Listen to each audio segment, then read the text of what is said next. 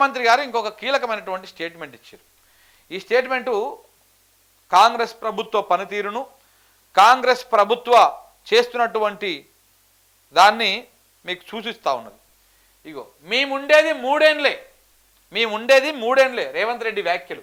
3 ఏండ్ల వరకే road map తయారు చేయాలన్న సీఎం, నిధులు కూడా అంతవరకే కేటాయిస్తామంటూ వెల్లడి.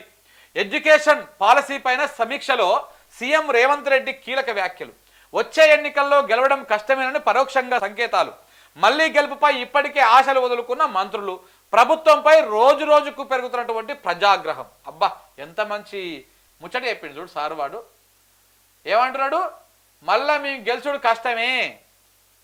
ఒక్క నిమిషము నేను మీకు ఒక మంచి ముచ్చట చెప్తా, దీని తర్వాత ఇది చెప్తా. ఇప్పుడు ఏ నాయకుడైనా ఎట్లా ఉండాలంటే ఆలోచన, మేము 5 సంవత్సరాల కోసమే ఉంటాం కాబట్టి ఆ 5 సంవత్సరాలకు తగ్గట్టుగానే మీరు ప్రణాళికలు రచించండి అని చెప్తారా? తెలంగాణ రాష్ట్రం మీద ప్రేమ ఉన్నోడు కానీ, ఏ రాష్ట్రం మీద ప్రేమ ఉన్నోడు కానీ ఆ రాష్ట్ర ముఖ్యమంత్రి చెప్పరు. కానీ మన ముఖ్యమంత్రి గారు ఏం చెప్తున్నారు తెలుసా?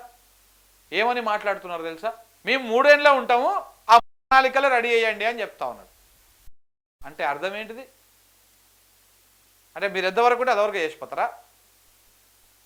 మరి ఇప్పుడు ఒక ప్రాజెక్ట్ కట్టాలంటే మినిమం టైం పడుతుంది. మరి ఆ ప్రాజెక్టు 3 ఏండ్ల వరకే కడతారా? దాని తర్వాత మీరు వెనక బంద్ చేస్తారా? ఎంత కురచ ఆలోచనలు ఉన్నాయో ఒకసారి ఆలోచన చేసుకోండి. 3 ఏండ్ల వరకే అంటే ఇంకా ఆశలు లేవు వీళ్ళకి, మళ్ళీ గెలుస్తామన్నటువంటి ఆశలు. ఇగో ఒకసారి చూద్దాం. రాష్ట్రంలో అధికార కాంగ్రెస్ నేతలు కాడి పడేశారా? ఈ ప్రభుత్వం మళ్ళీ ఫిక్స్ అయినట్టుగానే వారు కూడా మళ్ళీ వచ్చేది లేదనే నమ్ముతున్నారా? మంత్రులు మొదలుకొని చివరికి ముఖ్యమంత్రి కూడా ఇదే అనుమానం వచ్చిందా? ఇటీవల వారి వ్యవహార శైలి, చేస్తున్నటువంటి వ్యాఖ్యలు చూస్తుంటే ఇలాగనే అనిపిస్తున్నది. తాజాగా సీఎం రేవంత్ రెడ్డి చేసిన వ్యాఖ్యలే ఇందుకు నిదర్శనమని రాజకీయ విశ్లేషకులు చెప్తున్నారు. మళ్ళీ అధికారంలోకి వచ్చేది మేమే, రాబోయే 10 ఏళ్లు నేనే సీఎంగా ఉంటా, 2023 నుంచి 2033 వరకు కాంగ్రెస్ అధికారంలో ఉండే బాధ్యత నేనే తీసుకుంటా అని రేవంత్ రెడ్డి తరచూ చేసే ప్రసంగాలు. కానీ 20 నెలల పాలన తర్వాత ఆయన స్వరం మారింది. తీవ్ర ప్రజా వ్యతిరేకత చూసిన తర్వాత అసలు విషయం బోధపడినట్లున్నది. ఇప్పుడు ఆయనలో ఆ ధీమా కనిపించడం లేదు. స్టేట్ ఎడ్యుకేషన్ పాలసీ రూపకల్పన పైన బుధవారం సచివాలయంలో జరిగినటువంటి సమావేశంలో సీఎం తన మనసులో మాటను బయట పెట్టారట. మేముండేది 3 ఏండ్లే కాబట్టి అంతవరకే రోడ్ మ్యాప్ను రూపొందించండి అని అధికారులతో అన్నట్టుగా సమాచారం. సాధారణంగా ఏ ప్రభుత్వమైన ఒక కార్యక్రమాన్ని లేదా పథకాన్ని తయారు చేసేటువంటి సమయంలో రాబోయే 5 ఏండ్లు 10 ఏండ్లు దృష్టిలో ఉంచుకొని ప్రణాళికలు రూపొందిస్తుంది.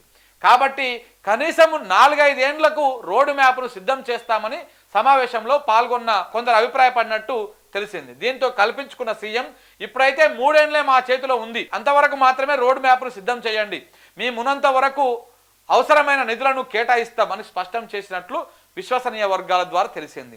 దీనిని బట్టి వచ్చే ఎన్నికల్లో కాంగ్రెస్ మరోసారి అధికారంలోకి రావడం కష్టమేనని సీఎం పరోక్షంగా ఒప్పుకున్నారా అని అక్కడ ఉన్నటువంటి అధికారులు చర్చించుకున్నారట. 10 ఏళ్లు నేనే ముఖ్యమంత్రిగా ఉంటానన్న వ్యక్తి 20 నెలలకే మాట మార్చడానికి ప్రజా వ్యతిరేకతే కారణమని కూడా కాంగ్రెస్ వర్గాల్లో గుసగుసలు వినిపిస్తున్నాయి. ప్రతి రంగం అంతా ఆగమాగం అయిపోయింది.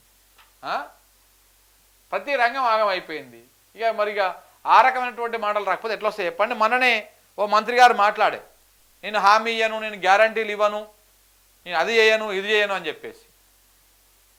ఎందుకంటే గెలుస్తామో గెలవమో తెలియదు, మళ్ళీ నేను మంత్రిని అయితనో రావడం తెలియదు, మా పార్టీ గెలుస్తుందో తెలియదు, కాబట్టి మేము ఇయ్యము అని చెప్పేసి చెప్పడం.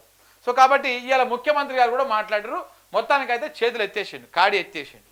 చాలా క్లియర్ కట్గా అర్థమైపోతున్నారు. మళ్ళీ ఓటేసేదే లేదు, ఈ ప్రభుత్వానికి మరోసారి ఓటేసేదే లేదని మహిళలు, ఉద్యోగులు, యువత, విద్యార్థులు తెగేసి చెప్తున్నారు. తాజాగా నిద్రాహారాలు మాని యూరియా లైన్లో పడిగాపులు కాస్తున్న రైతులు ప్రభుత్వానికి శాపనార్థాలు పెడుతున్న సంగతి తెలిసిందే.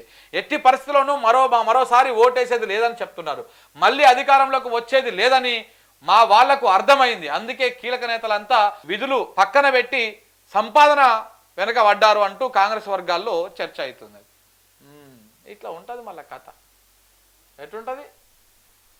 ప్రజలతో పెట్టుకుంటే ఏ ప్రజలైతే గద్దెనెక్కిస్తారో అదే ప్రజలు వాత పెడతారు సమయం వచ్చినప్పుడు, మామూలుగా ఉండదు.